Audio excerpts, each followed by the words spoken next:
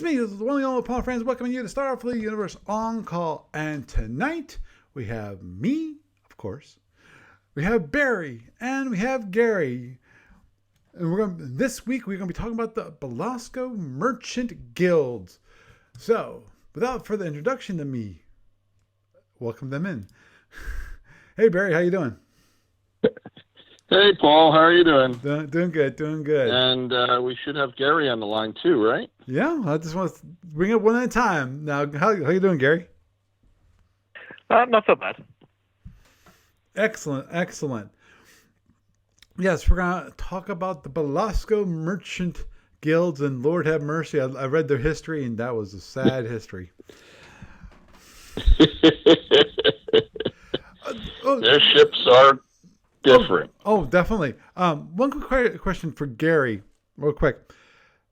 They're from M81. Who else is from M81? I could have sworn I remember. That sounds familiar, that galaxy. Well, Aliens. basically, there was actually a thing in Captain's Log, like one of the Q&A things that came up about this. And what they said is that the part of M81 that the Belasco were in, they had already fled by the time the Tholians arrived in that area. So the two species basically never met. So you don't have to worry about any kind of like overlap. But what's interesting is just the reason why the Belasco fled their home galaxy in the first place is because there was some other force called the Cotanro who chased them out, basically. They thought that they were a threat to be destroyed. And now no one knows for sure, but it's been alleged that the Zosman Marauders have something to do with the Cotanro themselves, and then that's the reason why the Belasco and Zosmans hate each other. Yeah. But no, neither the Zosmans or Belasco will say anything about it. So it could be just a complete coincidence, or maybe the Belasco and Zosmans, because maybe there's some other galaxy or satellite galaxy or something that they ran into on the way to the Milky Way, and that's why they hate each other. But it's interesting to think as, maybe one day, like we have, I think in the past we've talked about things like the home galaxy pirates and the article on Captain's Log 41 that explains the Nebuline species that, or I don't know if they're a species or not, but the faction that built the raiders to export, whatever. So there's those kind of things and stuff that might one day be interesting to see explored. Like, there's been talk about doing a Prime Directive source book for the Tholians. And if so, that might be an interesting place to go into kind of some of these things in more detail. But anyway, yeah. So, but it is apparently the Belasco that arrived in Omega. It doesn't say that all of them arrived. It says that like a group of Belasco. So in theory, there could be other groups of Belasco that went to other galaxies and stuff. So, or maybe more that might show up in the Milky Way as well. So, I'd like to think that there is more potential for them to show up in other places and, have a good reason to do so. Right. Understood. Yeah, I read the minor bit of history that was in the Omega Master Rulebook. And I saw M81. It's like, wait, what the heck? That sounds familiar. And yeah, the M81, that's where the Tholians came from. That's why I thought that sounded familiar. Okay. Thanks, Gary. So, just before we start talking about the details about their tractor-based weapons, which are kind of nuts, and Barry and I we talked a minor bit about which ship would be the best for tournament cruisers, and I think we already have disagreement there. But I'm just gonna, for those people actually watching the video, hi. One thing that Shapeways does is Shapeways has 6 different Belasco ships. Well, actually, I think there are 3 different ships. There are 2 different kinds. Because you got the Belasco Guild Cruiser, you got the Guild Cruiser. They're basically 2 different scales, and then have the Belasco Exchanger and the Belasco Merchant Cruiser, and there's 6 different ones. Basically, it's 3 different ships and 2 different scales. So, and that's kind of. And the interesting part about, I'm just looking at the ship design, is that they're not completely consistent in that they don't all No. look completely the same. Now, the merchant cruiser and the guild cruiser look very similar, and it's like, okay, you can tell they're from the same. But the exchanger, instead of being square, it's round. Well, bear in mind that if you look on the SSDs, the exchanger does look quite different to the cruisers and stuff. So, Yeah. Oh, Yeah. It sticks to the form of the SSD. I agree 100% there. So to me, that just seems kind of weird in that, one's round and one's square, but Right. it might just be a form of the function of it, because the exchanger is what? It's a size class 4. It's much smaller of a ship than the cruisers. So that could be the reason behind that. Well, the exchanger looks like it's built around a cargo pod. That is possible. Whereas, most of them have pods, and the pods are about, some of them are bigger than others. But, well, the other thing to bear in mind is that if you think about another empire that has guilds very prominently, that empire, each class of ship is built by a different guild. So, and some of them are in different yards and stuff. So, that's why you have, now of course, there's no prizes for guessing which empire I'm talking about. But that empire, you can actually see there's like certain commonalities, but there's enough leeway in the history to allow it. So, historically, there's 16 guilds that made it, that are still alive in Omega by the time they get through the galactic barrier. So it's possible that there are different guilds responsible for different classes of ship, and that's why each of them kind of like goes like a slightly different way in terms of the design. Mm-hmm. That sounds like good to me. Having said that, let's say we're going to use the merchant cruiser. Yeah, because okay. But Gary, let me just point out the one thing that you kind of minus like, you thought the merchant cruiser was too powerful. Now, here's the reason why I don't think that's quite the case, and that is because of most of the really heavy tractor weapons. Because with Lord have mercy, those tractor weapons are something fierce. Interesting to say at the very least. And the rest are basically phasers. Because let me see.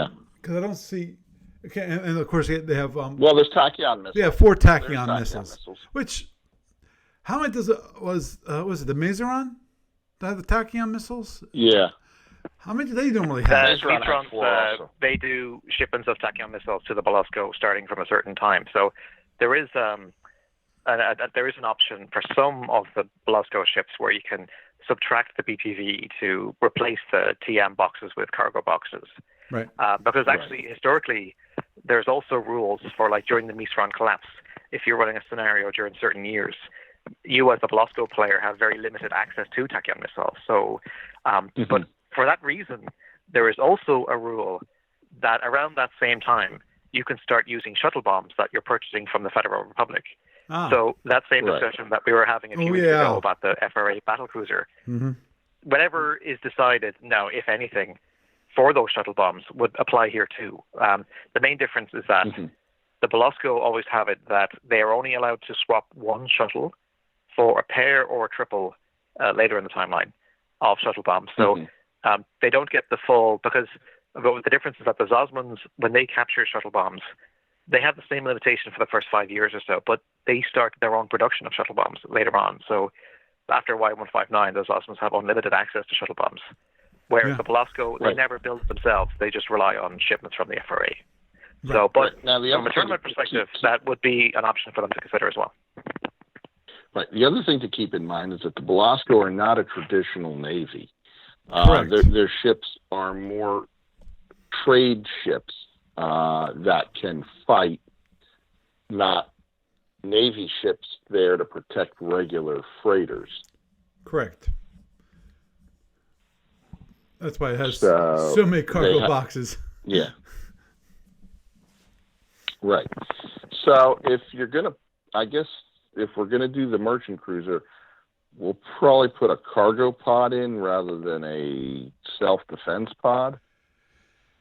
Possibly. I have to look at the phasers themselves because of here's the tough part in that the merchant cruiser doesn't have that much power. It's got what 38. Like I said, well, let's say you go to 30 regular warp. Let's just standardize it on the 30 regular warp, which we do for all tournament cruisers. Right. Then it's got 8 auxiliary warp reactors and another 6 impulse. Right. So you're up to 44 power. Right. Does I forget the tachyon missiles cost anything to charge? I don't think they do. No. They're like drones that way. Right. Well, one option would be to not take the pod at all, because that would actually improve the turn mode. Because if with any in the pod, it's the turn mode E, but it's D without the pod. Yeah, that is a possibility. Is get rid of the pod completely. Wow. Dang. That would be that'd be interesting just by itself. Having a ship with a turn mode E in the tournament. Yes. Oh. Well, the warp has that, doesn't it? Yeah. I was actually just about to say the same thing, because a lot of the warp ships, their turn modes are crap because of the turrets, but also their sizes are kind of weird. So, like, I think I don't know, years ago I might have mentioned this, but if you're ever discussing the warp, I wouldn't recommend their heavy cruiser. It's way too big. But you could take their escort cruiser and replace the turret with a turret from a more kind of traditional warp cast. Or you could even basically, because the warp themselves are divided into rival casts, so you could actually offer the escort cruiser as a broad warp tournament cruiser and have it only phasers, and that's in character for them. And then modify. Right. Well, we already did that. I don't know which podcast it was, but we did discuss the warp, and I think we did standardize on the escort cruiser. And I think I created an escort cruiser for the warp, and it is on Starfleet Battles Online. Oh, okay. It's already there. Right. But is it like a broad warp style where it's got only phasers, or is it modified to include other warp weapons? Oh, it includes all the weapons. It's like, I got them. Why not use them? Give it the full flavor of the warp. Oh, no, I was thinking, we were talking before about how the Romulans have 3 different cruiser types and stuff, whatever, and other empires have at least the potential for that. Where the warp, character-wise, that would make sense because, as I say, the broad warp insist on, they basically reckon that phasers are the best, and their phasers up range 1 are, they're pretty good. So, anyway, so continue. Yeah, so as for the phaser, the options, it says, other than all the phasers on the Belasco ships must be of the same type, additionally, i.e. wide-angle micro radiation, etc. Right. But so we know that's got possibilities of wide-angle micro radiation, but we don't have particle phasers, anti-proton phasers, or I'm sure you're not just thinking about the shuttles, because the SSD does say that. No. Rule OR 20.021 phasers. Belasco ships use optional phaser mounts. See Annex number 8B. Additionally, all phasers on Belasco ships must be of the same type, wide angle, micro, radiation, etc. Well, because on the SSD itself here, it says WM, R, Q, or P. But it also says phaser Q2 and phaser A are not available. I think that also means that Qs phaser aren't P2 available. They mentioned, they said historically Q2? 60% Q2s are not available. That's correct. Okay, so they're Q1s or Q3s. Right. Yeah. Because they don't really have, they have escort variants, but they can't have the escort phasers that the Zosmans or the empires that create those, quote-unquote, 2 weapons produce.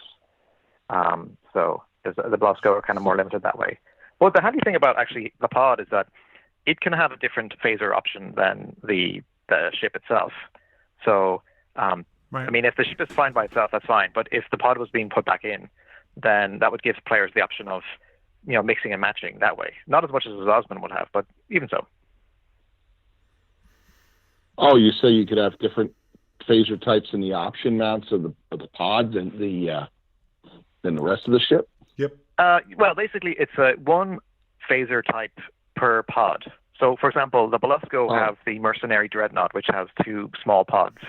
So, in theory, you could have one option on the ship itself, and then a second option on pod number 1, and then a third option on pod number 2.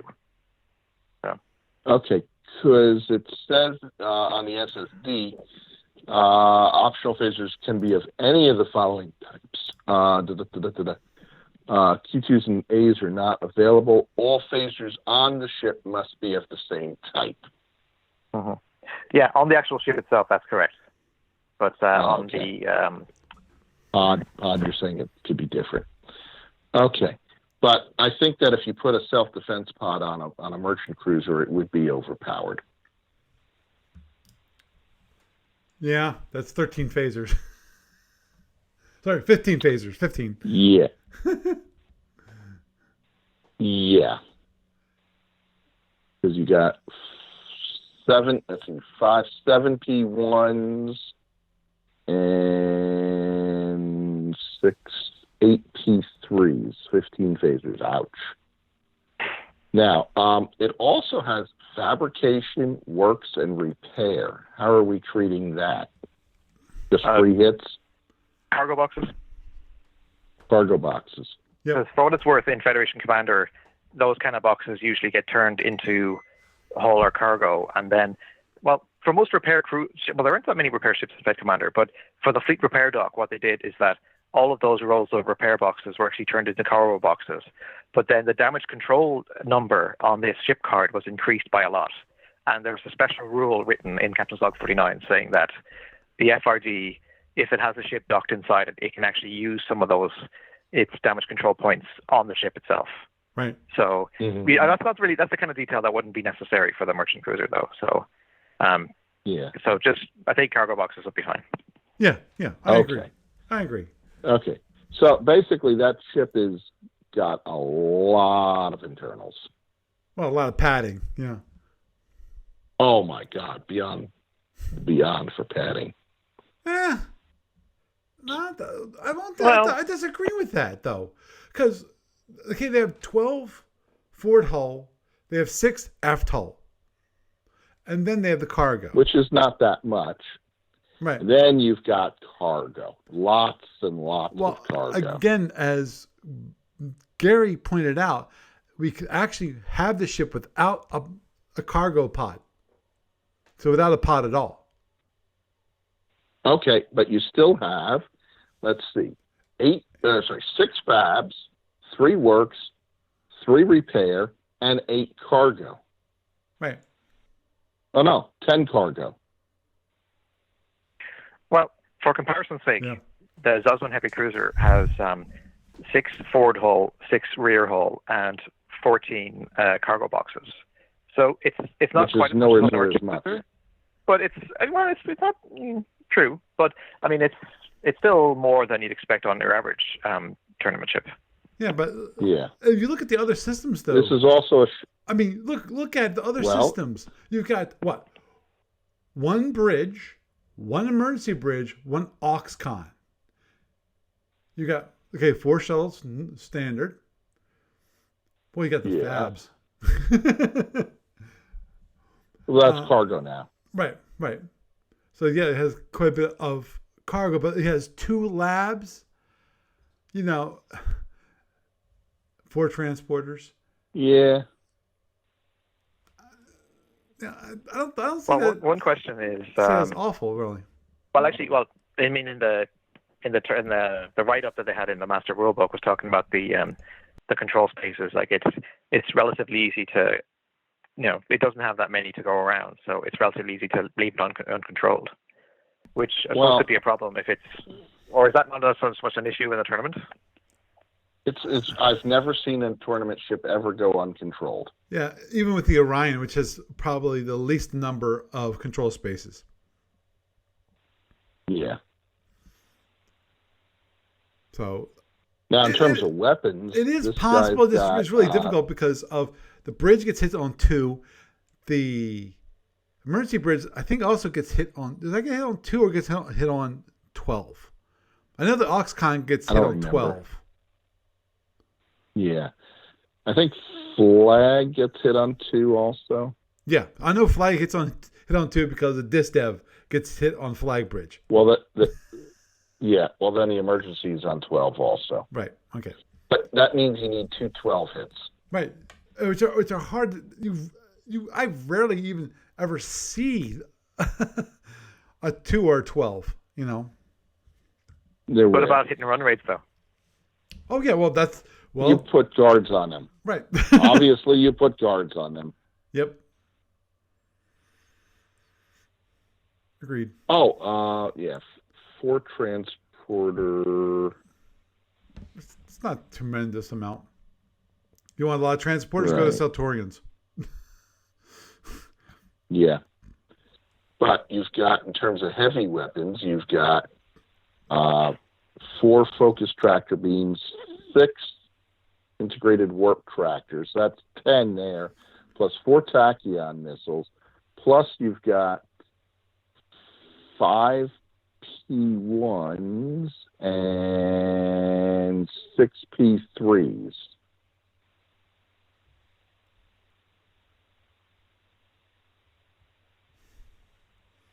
That's a lot. Now, having said that, all the weapons take warp power, and they cannot be held. Right. That's a problem. That's the problem. That's the reason why I don't think this is too overpowered. Is because of all of the tractor weapons that require warp power. So when if you actually fire a lot of the weapons, you're not moving.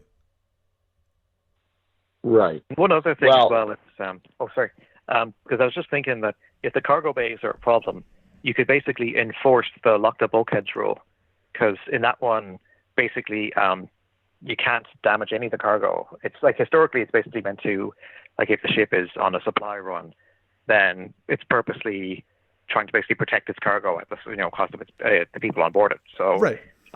If in a tournament situation, you could basically set that as a default. If and so that means that the cargo, it's basically only there when the rest of the ship is gone.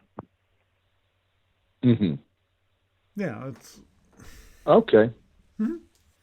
But okay, let's get to the rules themselves, and when it comes to some of the weapons, because we've talked about the weapons require this warp power, but we haven't described what these weapons do. Right. Well, first of all, phasers. So you have a choice of W, M, R, Q, or P. Right. Or Q. Yeah. And I would think that the most powerful 3 are the M's, the R's, and the P's. So most people would probably take one of those 3 types. Yeah. Well, the question actually for a tournament is: do we just say, okay, they're not optional. This is what you get. Okay. I see no reason why, because that's one thing we could actually tweak to make it more balanced. If we think M's are too powerful, trim them back to Q's. No, I think, okay, yeah. Somewhat along those lines, Yeah. Everything is weak, we can I don't know move about them that, because, then you'd be saying the same thing about the Zosman too, that, do you want the Zosman to be representing only the ships that are defending their home planets, in which case they have to use Misron weapons, or do you want to represent the actual pirates? So in this case, you'd be asking the question, do you want the Belasco to represent the ships trying to defend their home space? Which, it doesn't say anything about it in the rules, but in theory, you could imagine that their home ships, maybe they standardize a bit more relative to the ones expected to go out into the rest of the galaxy. Oh, understood. You could basically say that they have to have radiation phasers or quantum phasers because that's what they use historically most of the time. Oh, but I don't know whether it's necessary because, like, if a player takes microphasers and never runs across a plasma ship, then he might not necessarily, like they might have to basically deal with the consequences and stuff. So I don't know. Mm-hmm. Right, but yeah. I'm giving that as an option that, if we want to tweak it, if we find it too powerful with the way it currently is, and when you allow to select your phasers, we can just lock it down. I think that's an option we need to leave open. Yeah. Okay. Okay. Having said all that, so the focus tractor beam takes 2, 4, or 8 points of power per, depending on whether you're doing regulars, overloads, or critical overloads. And that's from the tractor pull, and it has. That's so weird. I say that just because of. It seems like both for the integrated warp tractor and also the focus tractor beams, both of them require warp energy from the pool. Well, the pool has both warp energy and non-warp energy. Yeah, and has to be tracked separately. Yes, I know. But you can then use that pool to operate the focus tractor beams or the integrated warp tractors. That pool can go anywhere you want it to. Right. Understood. But again, and as you pointed out, the pool it's not like a capacitor where it sticks around between turns. Correct. So, other than you can use reserve warp. Right. That's the only time that you can do that. And as it is, in tournament play, we upgraded to having 5 batteries. I'm not sure how many currently it has. It has 4?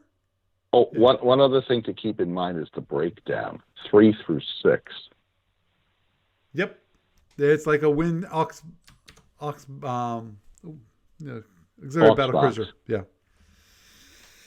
Yeah, other than it can accelerate. Right. So, but you will not be heading it. No. But on the other hand, it does have, and the focus tractor beam is pretty simple. You put 2 points of power in, you look at the range, you fire, you roll the die, and that's how much damage it does. Right. And it's a little bit more accurate than a photon. It actually reminds me of Disruptor. Do as much. Yeah, it does. It's actually a lot better than Disruptor in some cases when it comes to hit. From 1 to 3, it's an automatic hit. Yes. Of course, it can't fire at range 0, but that's okay. So yeah, that's basically a disruptor, and you have 4 of them. So, right, and here's the wacky thing in my mind is that you actually can defend against this weapon by actually using anti-tractor. Right. Now, of course, the if you use anti-tractor. You can use normal anti-tractor, but also if you use reserve power for anti-tractor, well, there goes your reserve power. Mm-hmm. Yeah, and let me go back to the focus tractor beam rule. Can you auction to put more power in? Let's see. I don't remember. I know that. One of the other ones, you have to say flat out. I think is part of the integrated warp tractor. One of the functions that you can do with integrated warp tractor that it's limited, and it says you have to say this is how much I'm allocating. Boom, and that's it. Now here's another thing: focus tractor beams. Okay, they are fired during direct fire weapons stage, The integrated warp tractors are actually fired during the tractor phase.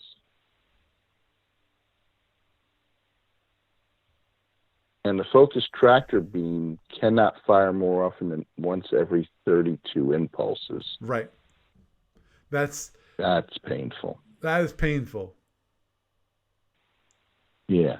And it becomes 64 impulses if you double overload. Yeah, that's if you critical overload. Yeah, if you do the critical overload. Yeah. Sorry, it's like 1.5 overload, I should say.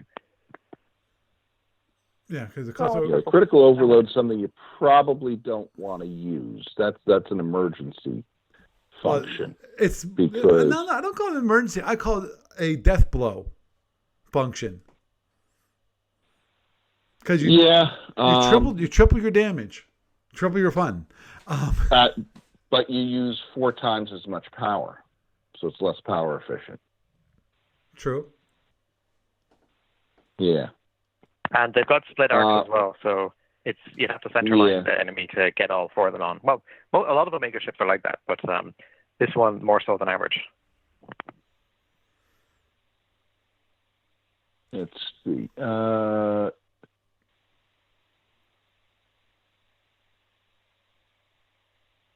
Okay, so you decide to use a negative tractor after the weapon has hit and the amount of damage has been announced. Okay.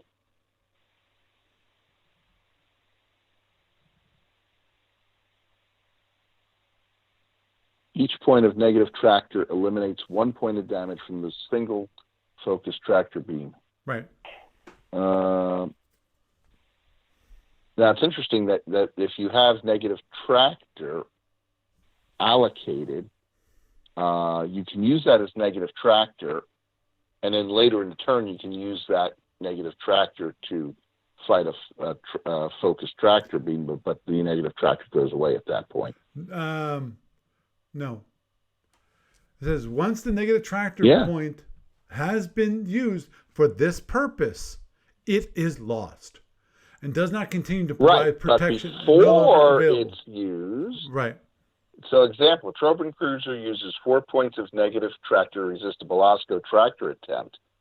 On impulse 6, a focused tractor beam hits a Trojan ship for 4 of his negative tractor points, and the Trojan player chooses to use all of his 4 of his negative tractor points to block this damage, right. which he had which an impulse earlier had used to repel a tractor attempt. Right. Now he doesn't have that negative tractor to stop, but a second attack, a second attack. Yeah. Yeah, but of course you could fire the focused tractor beam, hoping that you're going to draw out his negative tractor, and then grab him in a tractor. Right. Oh. Would be the proper. Oh yeah, we're gonna get to some of these neat little doodads that they have. But the integrated warp tractor, that's a interesting kettle of fish there.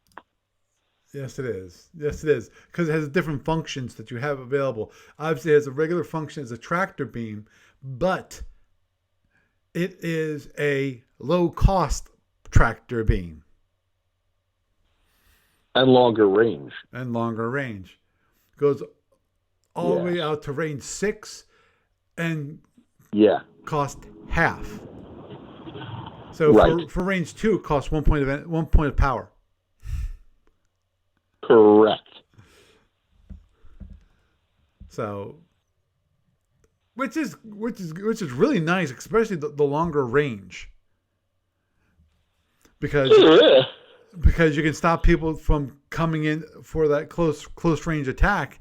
It's like, okay, no, I'm going range 5. I'm going to tractor you, and you're going to stay at range. Well, but remember that at range 5. You have to put 2.5 points of power in, and he needs 1 point of anti-tractor. Mm-hmm. Oh, understood. Yeah. But what it's really fun for is, I got to range 6 of your scatter pack before it opened. I'm going to grab it and death drag it. Yeah, but of course, I don't think there's any scatter packs in the Omega octant. So, but there are in the tournament. but only alpha, right? Right. And we already had the discussion about alpha versus omega. Yeah, I know. Because I to this day I still disagree with trying to combine them. Because they're not designed to fight each other, really. We've had this discussion too many times. Yeah. Well, you keep on bringing it up. Yeah. I keep on bringing up the point that really is not a good idea. Okay. Well, I mean, maybe what you could do is with the phasers is if you allow alpha octant empires, then you have to say, all right, well then the Belasco can take phaser ones because they must be trading with the alpha empires or something. Right. But in the Omega, they don't have that option because there's almost very few people use a regular phaser one, so the Belasco wouldn't have the opportunity to get it. Just the FRA. Well, in theory, because the Paravians have them, but I think the Gendarians might have them as well. So, but yeah, basically, with very few exceptions, and of course the Andromedans would have that thing that's kind of like a phaser too. So, yeah. The other interesting part about the integrated warp tractor is it has 2 tractor rotations per turn. Mm-hmm. And then, of course, there's the warp shunting. Yes. That's a neat little feature. Yeah. And that is the ability to cause your opponent to turn one left or right, which can be quite advantageous when you want to bring that one shield. They just move that shield, the down shield, so it's just out of reach, and go bang, turn. All of a sudden, that down shield is now facing you. Well, yes, but remember that. And it's a 1 to 4. It's pretty costly to use it. Yeah, it's a 1/4 to hit. Well, it depends on the range. Right. Maximum. And the enemy ship can resist the attack using reserve warp power. Right. Yeah, but that's the one that you must decide how much immediately is used for that purpose. And then the attacker can add more power. Right. But it's not an auction. So the defender says, yes, I'm going to fight it with this much. And then the attacker can then say, nah, I'll throw in this much extra. Right, exactly. So it's happening anyway. And then there's, after all that's done, then there's a roll. Right. 1 to 4 to do exactly what you want. If you roll 5, then it's... You roll another die. It's roll another die. It could either go... It's a random. It could either not turn, or it could be turn left, or it could turn right. And then 6 or greater, the attempt fails completely. Yeah. Now, one other thing. It does not reset turn or slip modes. Yep. Does. Yeah, that's very important. Which makes things quite interesting, because in theory that might mean that you get them to turn the one time, and then next turn they can turn back. Next impulse they can turn back. Yes. Yes. Also, so it might be, and this happens during direct fire weapons phase. So you use the warp shunt, turn them, but you don't have a chance to shoot. No. Oh, is this during tractor? Oh. Yep. Says it right there in OG 18.33. So yeah, you can have it so it turns to face you, fire at it, and then you want going along your way, go. Also, it's neat that once a given unit is shunted, it can actually be shunted again in another 8 impulses. Right. That's interesting. Yeah. Then you got the tractor crush, which Yeah. is kind of interesting. Oh yeah. Um, We're basically yeah, but going back to the shunt is equal to the true range.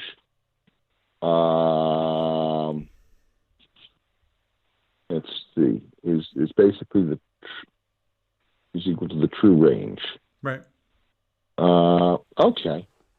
So at close range, if you're range 1, it's cheap. Yep.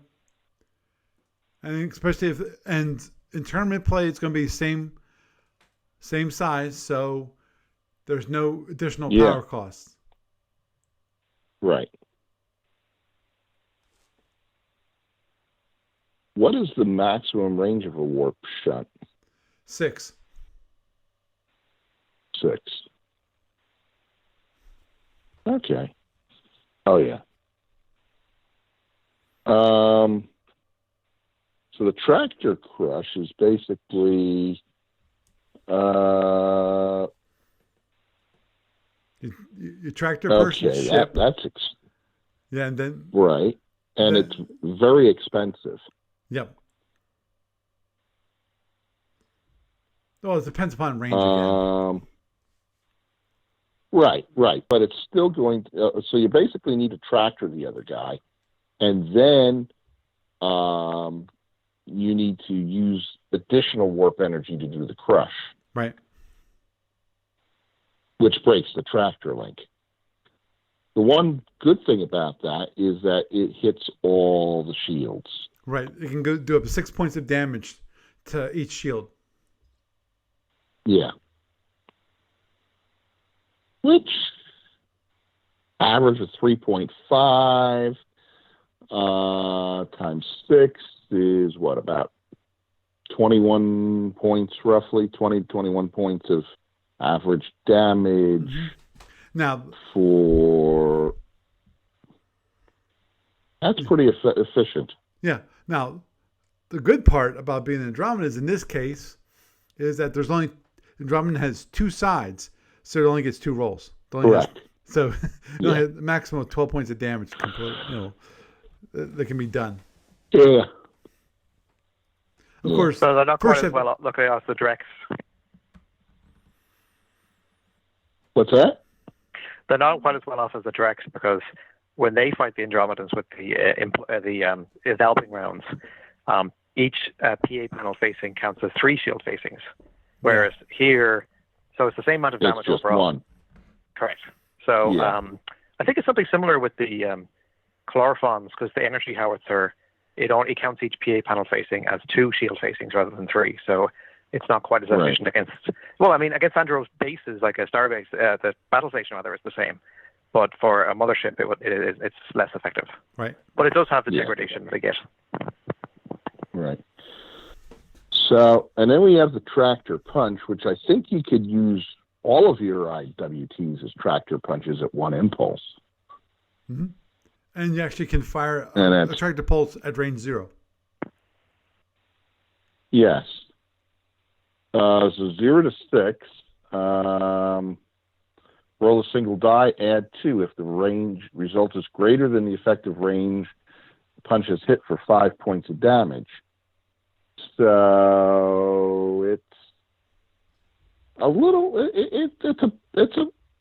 That's actually not bad. It's about a disruptor in terms of energy efficiency. Yeah. It can be used against drones with no penalty.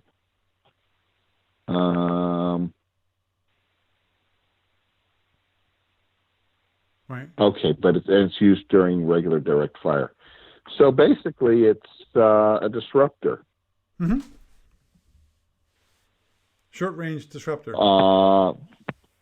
Short range disruptor, of which you've got 6 of them. Mm-hmm. In addition to your focused tractor beams. Yep. And then, of course, but again, the arcs aren't great because you'd have to basically be either facing directly ahead or behind to get all 10 on arc, and also that'd be a lot of more power you'd have to save. Energy. Oh yeah. Yeah. See that's the gotcha with these weapons, is that their arcs suck.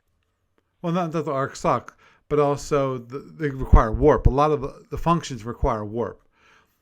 The tractor. There is actually a note in there is a note in the Omega Master rulebook about how some players with the Belasco, what you could do is on impulse 32 hit with one half of the ship, and then on the first impulse you've got a fresh batch of warp energy that you can account for, and then turn the ship and then hit them with the other side. Oh, geez. So hack and slash. Yeah, so their version of hack and slash is particularly dangerous in the wrong hands, especially if you stick a battle pod in that thing, because that's the other thing you can do is grab them in a tractor, rotate them, and then hit them with the other side. Yeah, that would do it. And since it's the tractors are cheaper too, so you can, it's a lot more likely you actually be able to tractor them. Right. Grab them in a tractor, rotate them on impulse 1, and fire. Yep. The only problem would be, two problems. One is because the tachyon missiles have the myopic range zone, like when they launch, you can't really pile in the missiles when you do that if you're up too close. And also, because the Belasco, they don't have any innate ability to produce negative tractor. So they have to basically, if they want to produce any at all, they have to assign at least one of their warp tractors. Correct. Yep. Correct. So there is that. Yeah. But it's of your 6, you only need 1 for that. So there is that. Now the other thing they have is the pressure field. But Barry, here's the one thing that really means too. The consequence of that means that you might not be able to fire all of your IWTs. Because if you need to use them for anti-tractor work, you've got to kind of leave some not unfired, basically. Yeah. The other thing you can use one for is a pressure field. Right. Oh, yeah. 4 points of warp power required. And once activated, pressure field takes effect in all hexes. Then the integrated warp tractors firing out to range of 3 hexes moves with the generating ship. Units within the field are not moved, altered, or affected by the field in any way except as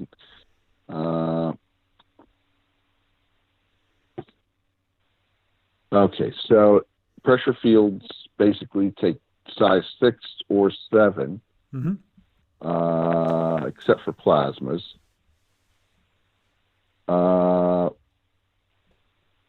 Okay, so affected units are can't move but are held in place.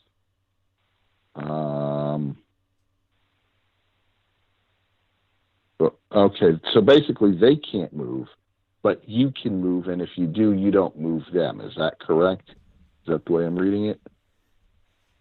Oh, I think they stay in the whatever part of the pressure field they're in. They stay in that location relative to the ship as the ship moves. Right. So it's basically out to range 3, and it says you shall not move. I can move, but you're not moving. So it's almost like the Warp subspace energy field. It doesn't damage anything. And it also affects fighters and shuttles. Yep. And it's a negative tractor doesn't affect it. Right. Let's see, how long does it last? 16 impulses. 16 impulses. Or until the turn ends, whichever is less. Wow. Right. Okay. So one thing I'm wondering is, say if you decide, because it says here 2 or more pressure fields that overlap will not affect each other. So what I'm actually thinking is, say, for example, at the start of each turn, you assign like if you're going up against a seeking weapon or a fighter heavy enemy, you decide to set 2 of the 3 IWTs on each side, aside to this mission, but you only activate one of them on impulse 17.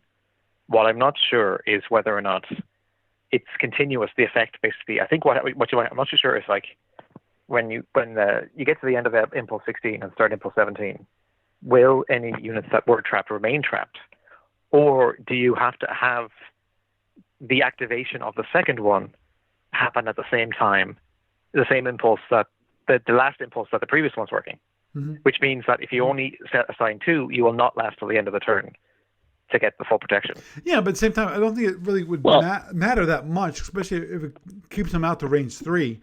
You know, if they move, you know, with a momentary, you know, lapse, you know, I don't. Well, activation and is activated during the operate tractor step of the ship function stage.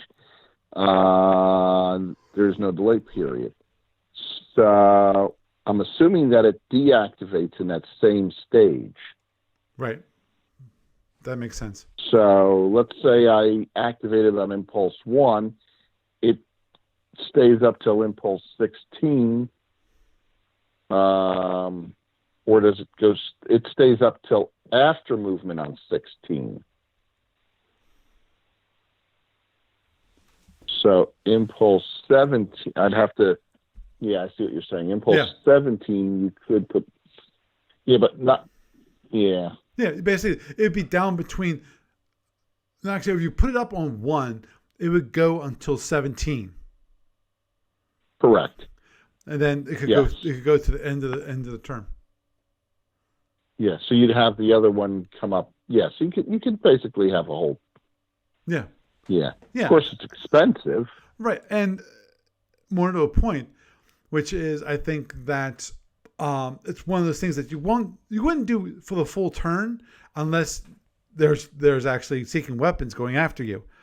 But it's one of those things that you could activate because it's taken, the energy is taken out of a pool of energy, so that makes it a little more flexible in that regard, which I think it's really that's good.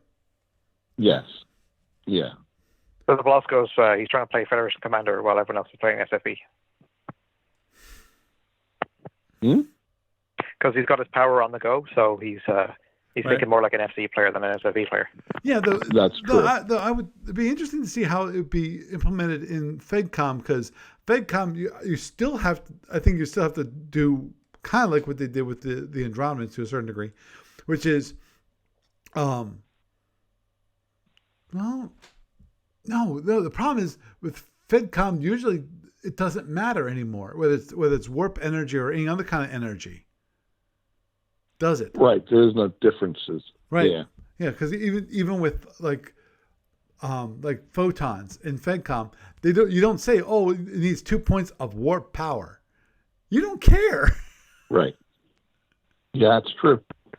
Well, the only thing is that in FC, standard tractor beam only goes as far as range 1. There's no range 3. So for an integrated warp tractor, I was thinking that it would only be fair to have it go to range 2, not range 6, because in comparison to what other empires are allowed to do, I mean, 2 is still decent in FC terms. And so it's just one of those kind of like, pluses and minuses. Oh, and also in SFB, the Belasco used weird shuttles, but in FC, presumably they would just use the same shuttles as everyone else. Right. Well, okay, so the tractor punch would work, right? But the tractor crush, which normally could run out to range 6, is now limited to range 2. Well, I would say maybe range 3. Well, you have to tractor somebody to use it. Right.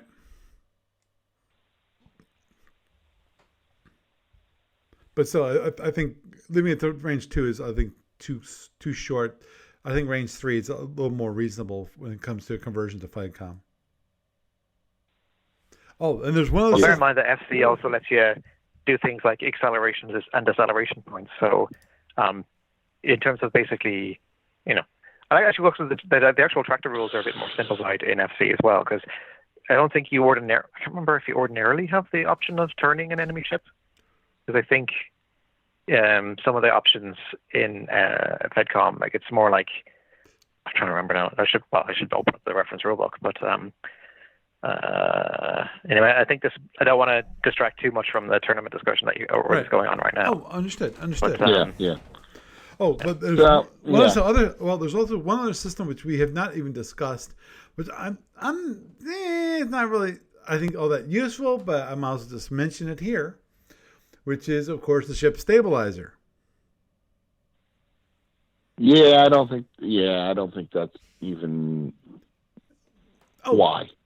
Well, the only benefit at all is if someone tries to ram you into the wall, the tournament wall. You could basically stop them, or they slow them down tremendously, because basically your movement cost goes from 1 to 4. Now, if you use that, can you do that if you're moving, or do you have to be stopped to use it? You have to be stopped. Because the movement cost is not for you to move; it's for someone else to try and move you. Yes. Right. So you'd have to. But if you had allocated power for movement, can you use the warp stabilizer? Trying to see now. It says here, it must be paid during energy allocation. It cannot be reserve warp energy. And it says it remains active for the duration of the scenario unless voluntarily deactivated. Yeah. Because really, historically, it's meant to be more for like some of the smaller ships. They can basically use this to try to, like, if a Sosman shows up to try and, scoot off with them, then they can do that. Oh, actually, one other thing is that the Belasco have the whole crew unit thing, where like they've got tons of crew units, but they die twice as quick. So, would that still be a tournament thing? I mean, because the only empire that would really matter is the Soldier, because unfortunately the Soldier get twice as much life energy from killing Belasco units than anyone else because of that rule. Which is weird. The other question is, do they have crew units? There's no such thing as uncontrolled when it comes to not enough crew units and skeleton crews. Right. Yeah, don't have to worry about that. Yeah, but in tournament, now it has a lot more boarding parties than most. A little more. It's got 18 versus. Well, I mean, we can just trim it down to 12. Well, bear in mind that there's Saltorians and Paravians and Sosmans and stuff that average around 20 or so. So, it makes sense, like, for them to have it. But I'm just trying to check and see the rules if they die twice as quickly as well. I'm not sure if they do. Well, I think I should probably set the tachyon missile racks the same as we use on the Mazaron. Yes, I agree. Yeah. Oh, it says here, Belasco ships lose crew, but not boarding parties at twice the normal rate from any source. That's correct. So, yes. So, that should be fine. But it says here they always consider the boxes as guarded. So, I do think that it might be an option to leave the cargo destruction thing on as default, just to try to, not have the Belasco player rely too much on the padding. Well, I'll make one modification to that. The 2 cargo boxes in the front, in the center, leave them as regular cargo. At least you have some of the Belasco flavor for that.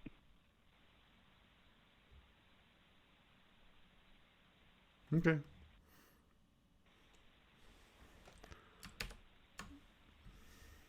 Yeah. So we're running without a pod. The phaser arcs aren't too bad. Actually, they're pretty good. Well, they're not too bad. They're not awful. They're not great. The FAR, FAL, one with the forward extended, and that's for the phaser ones. The phaser threes, you got FAL and FAR, and then you've got the rear one Rear arc. RAL and one RAR. Right. So rear facing, it's got squat. It's got 2 phaser 3s that fire rear facing. So anything gets behind the ship, he's dead. Well, if he tries to run away. Other than the fact that he's got the integrated warp tractor back there. Right.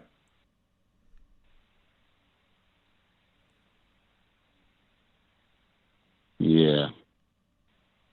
So we might want to keep it with at least the shuttle bomb, right? I would say just the historical shuttle bomb rule should be enough. Just only a single shuttle box can be swapped out for a pair of the original, like the older style shuttle bombs. Mm-hmm. The same as with the 2000 FRA. Okay, I can see that. Yeah. But their standard shuttles, they actually do have, in and of themselves, they have a higher maximum warhead limit because of their size. But they're not as useful in terms of other functions. Like I think their phaser's only FA arc instead of 360. Oh.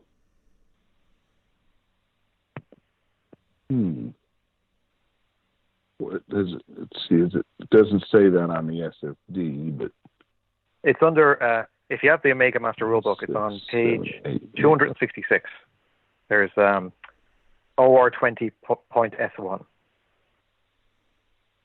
266. Okay.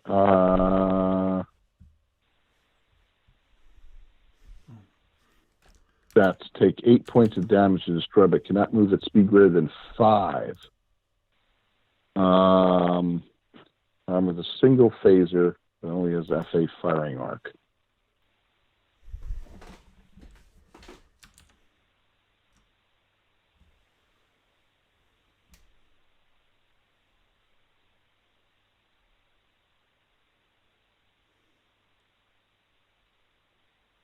Interesting.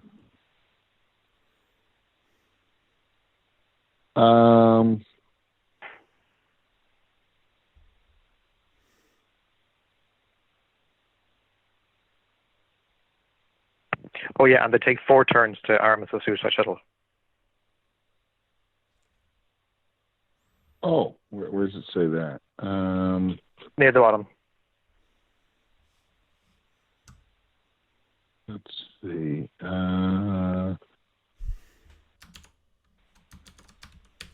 If they can be armed for 1 turn longer than normal, 4 turns instead of 3 turns. Oh, sorry, my bad. They're not required to use the 4th turn, but they have the option. Nice.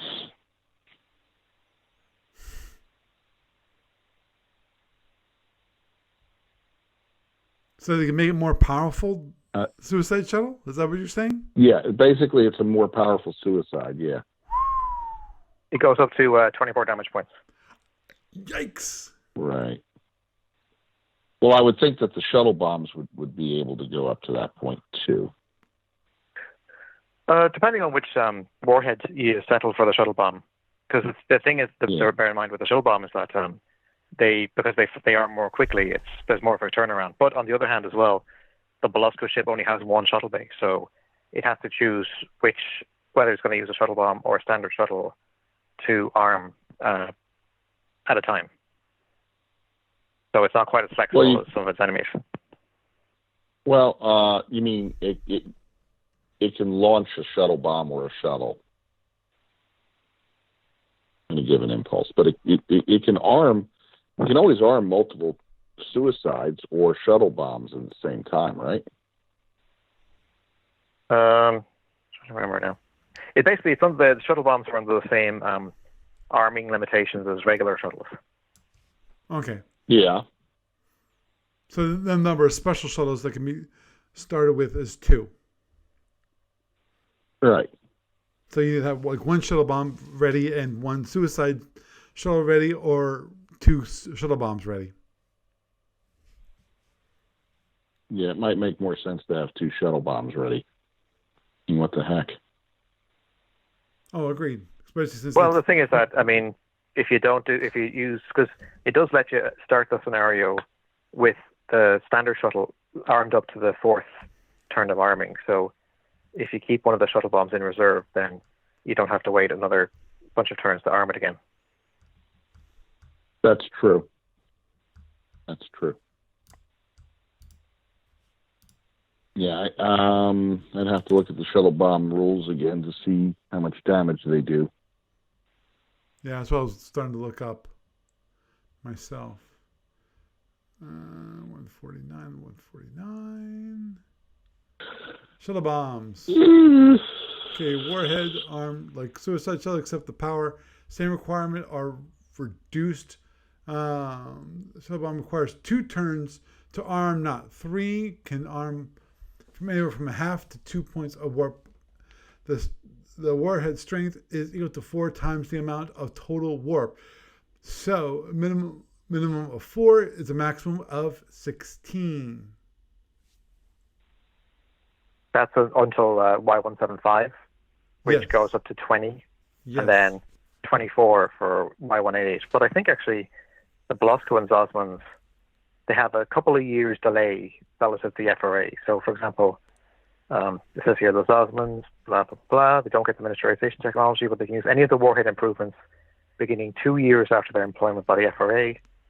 And for the Belasco, it's starting 1 year after, which in a tournament doesn't matter, but historically would matter. Right. Yeah, the question is, where will we set it then? I mean, I think I mentioned before with the when we were discussing the FRA ship, is it might be safest to start with the weakest one and only go up to the higher one if it proves necessary, like balance-wise. Okay. Because it's better than over-egging the rule and putting people off. Yeah. Right. Oh, and the other thing as well is that the shuttle bomb is faster because the Belasco shuttles come These in are at speed 5, yeah. Yeah, how fast does the shuttle bomb move? 6, I think. Same as speed. Well, I'm looking now. Okay. The same as a regular shuttle. So I keep thinking So this has a lot of the same problems as the Drex. Lots of weapons and not enough energy to arm them.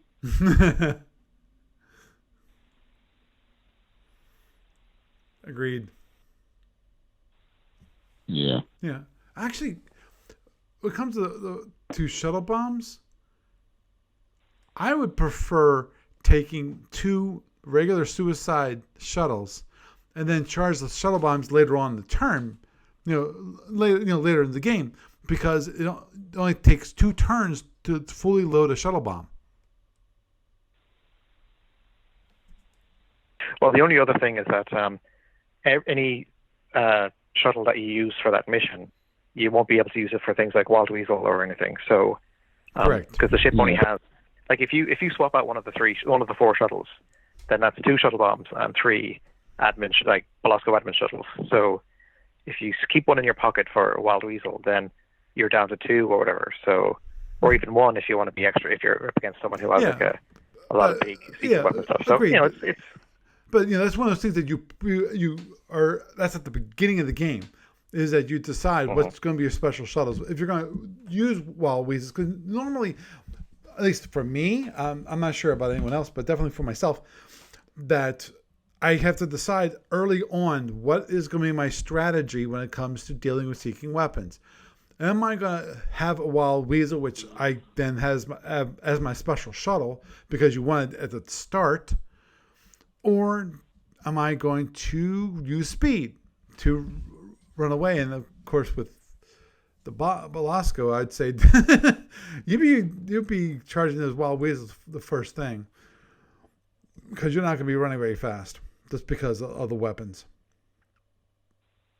especially because they require warp and there's no holding. So. Yeah. Now the tractor crush is interesting because the target need not be in the firing arc of the integrated warp tractor. You can use your offside integrated warp tractors. And it just says to accomplish this function, the target must first be held in the tractor for at least 1 impulse. So you could do multiple. Tractor crush, I think, is, depending on the range, at close range, that could be the most efficient weapon on the ship. Mm-hmm. You just can't do more. You have to grab somebody in a tractor, hold them for an impulse, and then tractor crush them the following impulse. So it's like, grab them, and then, but when it breaks it, then you need to wait, I think, 4 impulses because I think, there's something here. Tractors, let's see. A Belasco ship which voluntarily drops a tractor link with another ship, which a tractor crushes a voluntary drop, you'd only wait 4 impulses before.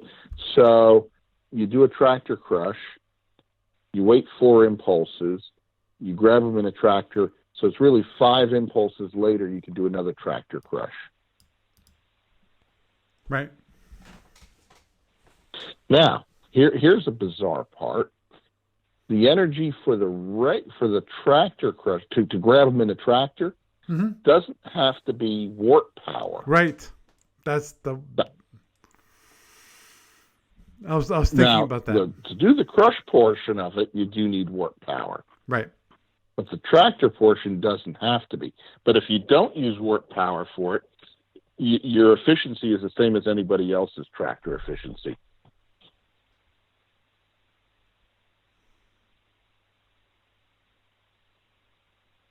Ah.